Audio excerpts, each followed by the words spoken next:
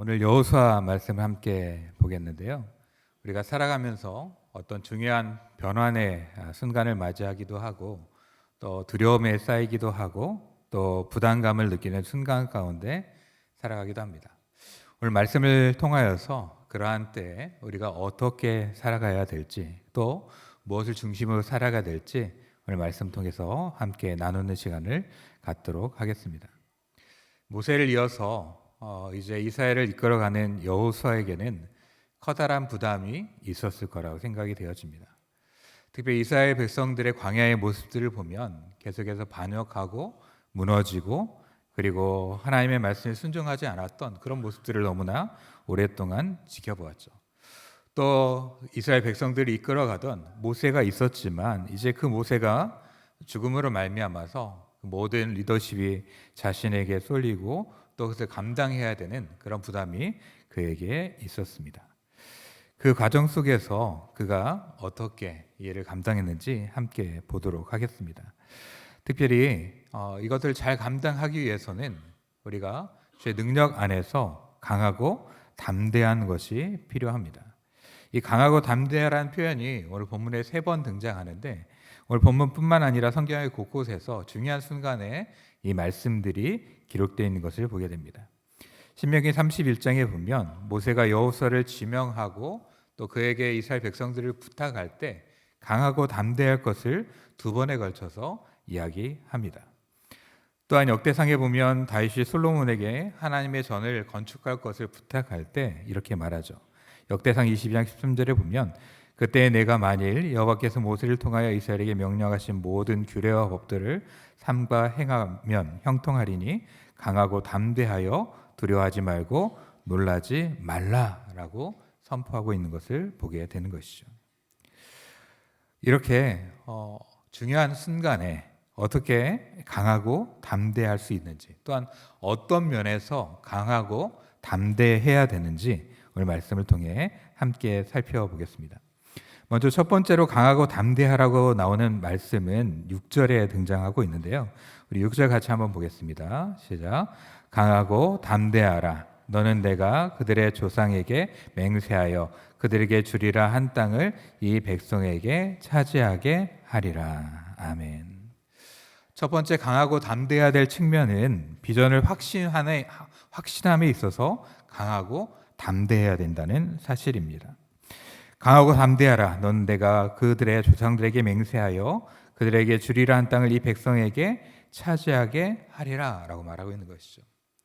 지도자가 또 이끌어가는 자가 방향을 잃으면 또 배를 이끌어가는 선장의 키를 잃게 되면 그 배는 방향을 잃게 되고 그리고 좌초하게 될 수 있는 것이죠. 하나님께서 여호수아를 통하여서 그에게 주신 그 비전에 대한 강하고 담대함을 확실히 가지라라고 말씀하고 있습니다.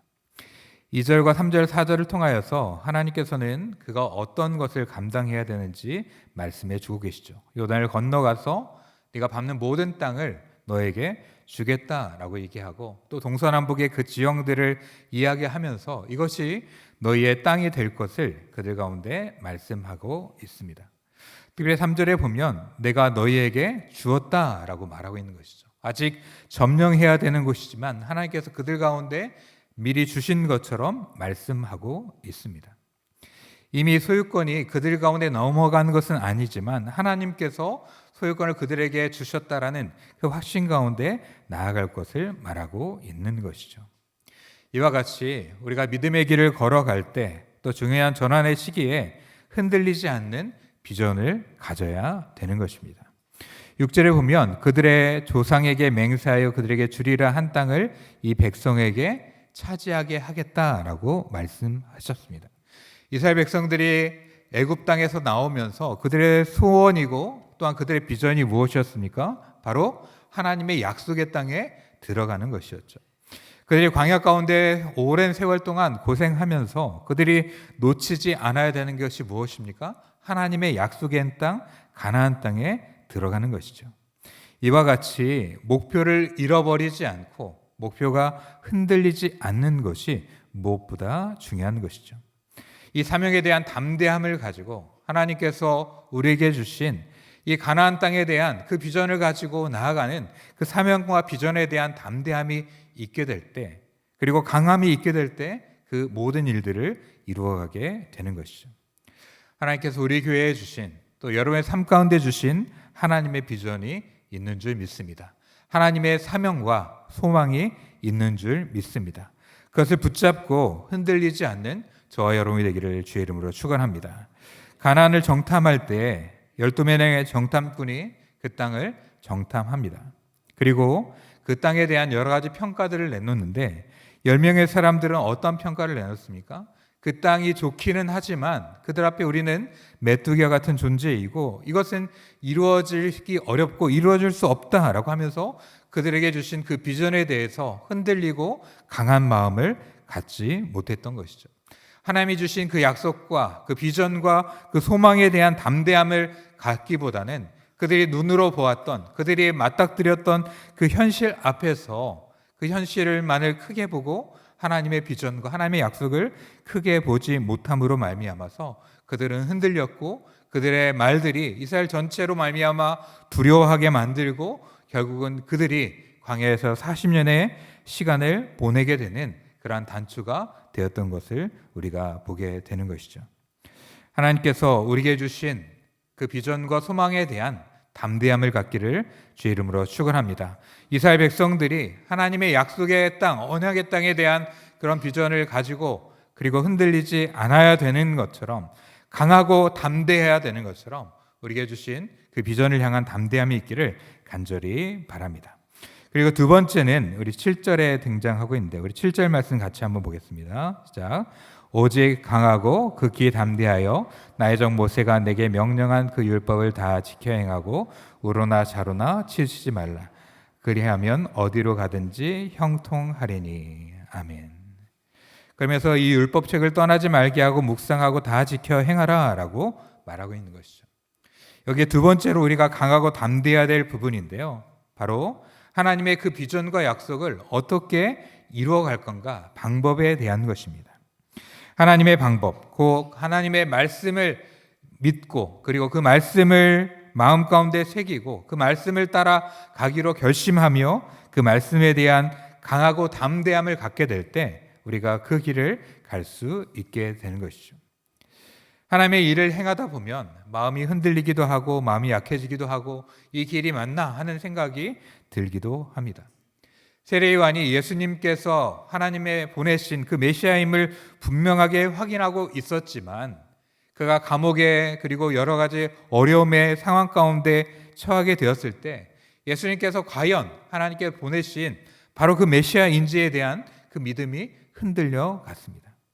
그의 상황 속에 함몰되며 주님에 대한 그 믿음이 흔들려 갔을 때 주님께서 내가 하는 그 모든 것을 보고 믿으라라고 말씀하시는 것이죠. 여호수아도 하나님께서 주신 그 약속에 대한 비전에 대한 확고함을 가지고 나아갈 수 있지만 이 비전이 흔들리며 또 마음이 약해질 수 있는 것이죠. 그러할 때 하나님의 약속의 말씀을 붙들어야 된다라고 말씀해 주고 계십니다. 예수님께서 제자들을 보내실 때에 아무런 준비도 없이 그들을 보내시지 않았습니다.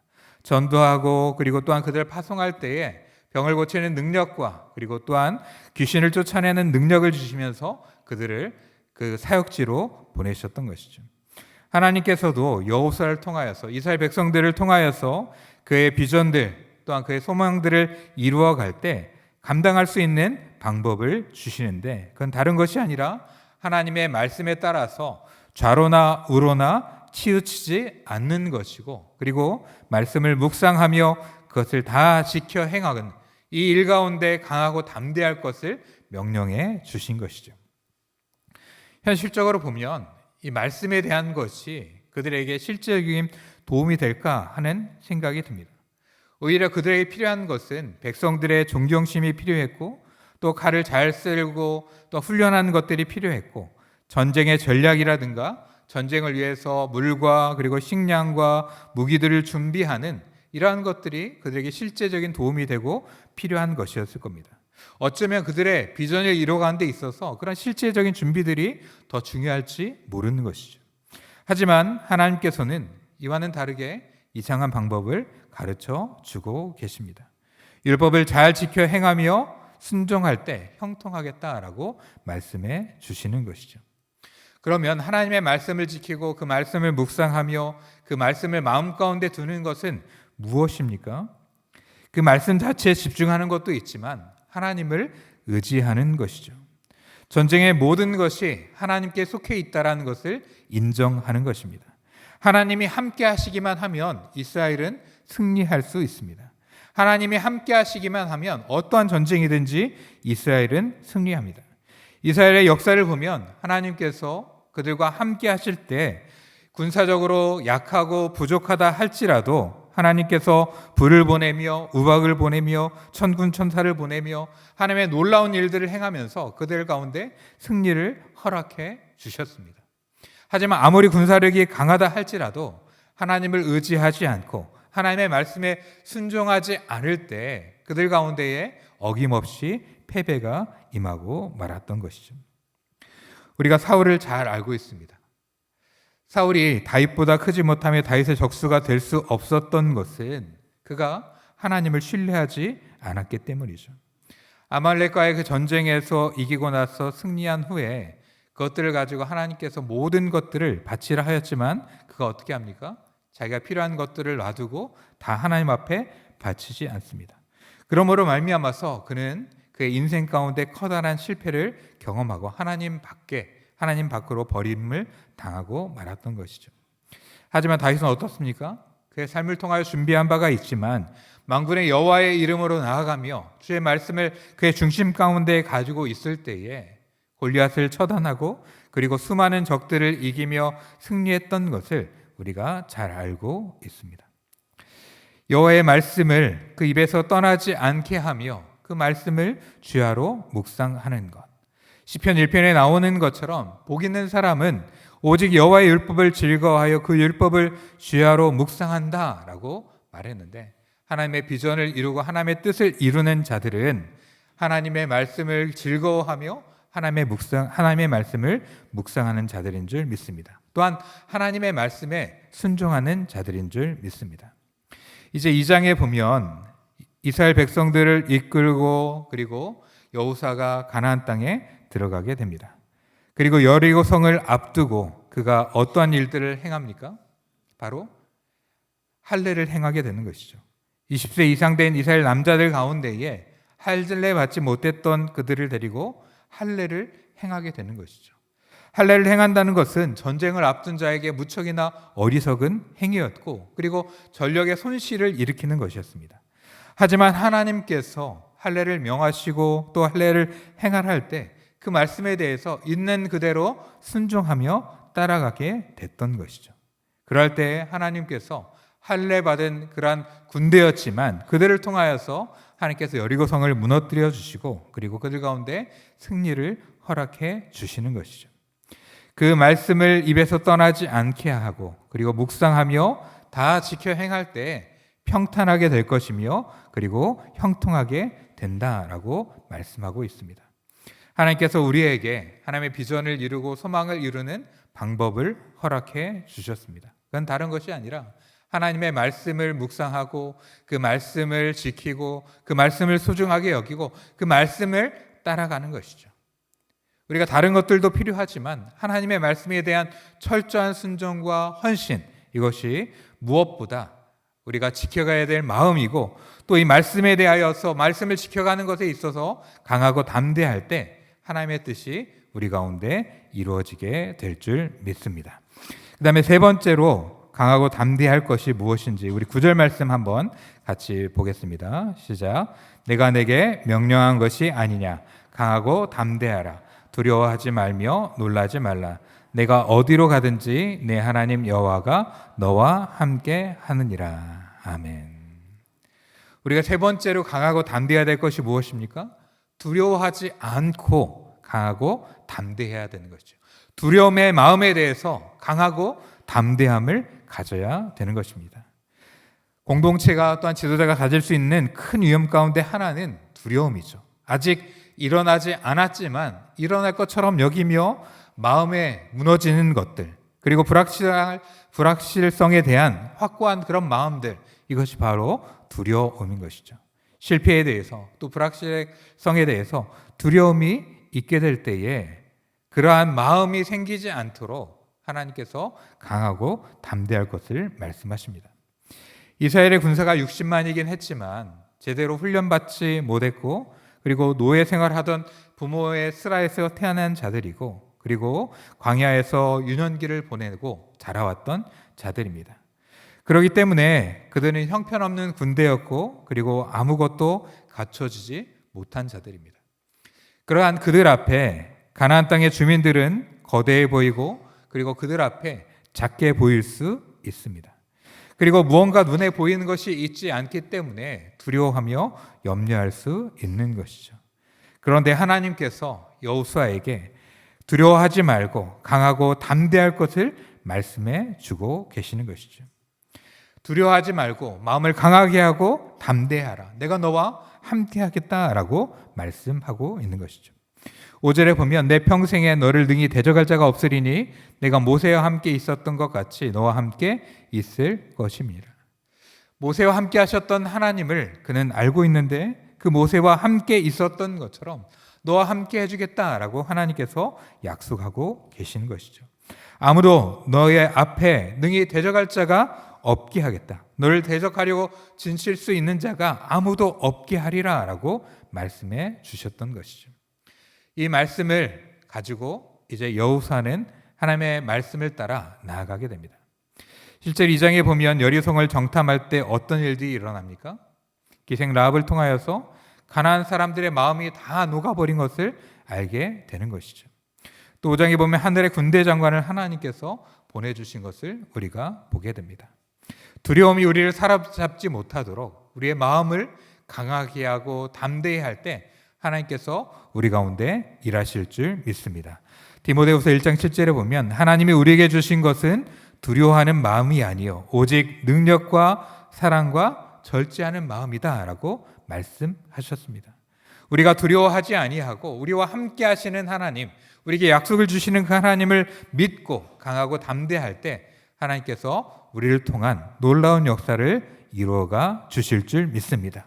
두려워하지 않을 때 이 모든 것이 하나님 앞에 속해 있는 줄 믿습니다.